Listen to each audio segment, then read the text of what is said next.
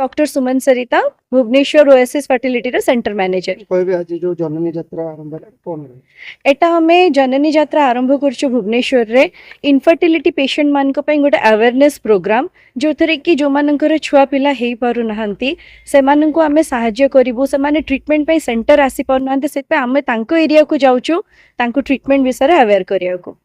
कौन केमती आपण सचेतन करते से वार्ता केमती देबे आमे बस रे कंसल्टेशन करूछु आम सहित डॉक्टर जाउचंती ब्लड टेस्ट आमे करूछु अध्ययरे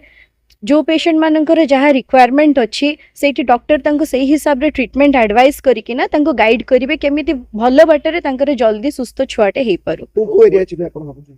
आमे एबे आरंभ करूछु भुवनेश्वर रो आमे कटक नयागढ़ अनुगुल ढेंकानाल बालेश्वर बरहमपुर